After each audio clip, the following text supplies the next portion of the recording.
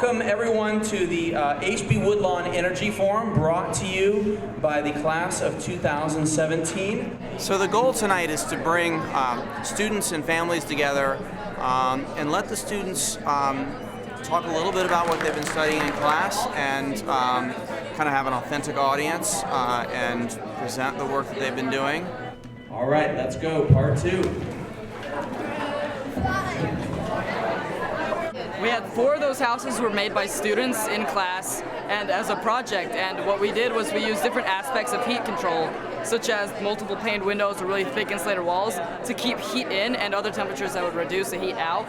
And so what we did is, to test it, is we would take the light bulbs and put them in there and leave it on for 10 minutes so the houses can gain heat, and then we turn them off and see which house can hold heat in the most and for how long.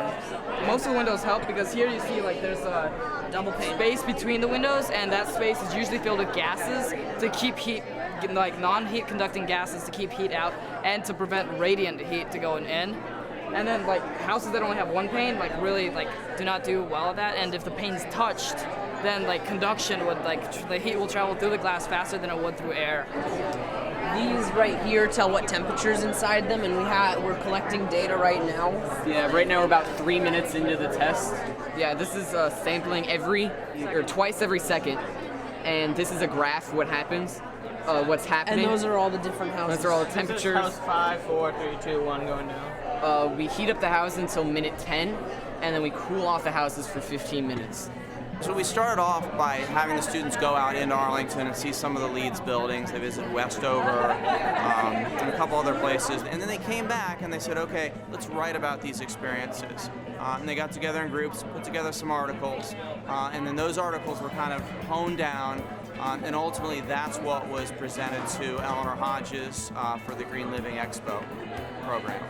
So we did our project on Westover Library, and so basically we went to the library and just kind of learned about how the library was green. It was recently renovated in 2009 and is currently using 56% less energy than your average US library. Yeah, what I found most interesting was the occupancy sensors. So when you walk into a room, the lights are off, and there's a sensor above the door that turns the lights on when you walk in.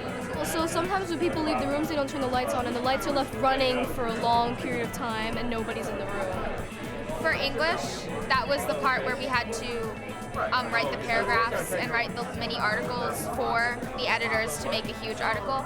And for science was the research and going on the field trip. Radiation and conduction would be like putting it in. Our project is on heat transfer. There are 3 types of heat transfer: conduction, convection, and radiation, and we are showing those through roasting the marshmallow. Conduction is when you hold the marshmallow above the flame. It's when the heat from the fire rises to the marshmallow, and it's heat transfer through the movement of matter. Conduction is when you put the s'more directly into the flame, roasting it by touch. And radiation is heat transfer by through waves, and so that would be like putting it next to the flame. Well, this relates to our value in insulation. So when you're properly insulated, it makes it more difficult for these 3 types of heat transfer to happen. Very abundant resource and is used in many homes to look like wood floors. And bamboo is quickly to grow too, one reason for its great use. It's exactly about using less resources more than saving energy. Saving energy, of course, comes along with it. That's sort of one of the definitions of green living. But it really does focus on how much resource do we really need based on all the excess that we use. It uses 25% more energy than CFS. That shows 2 volts of energy.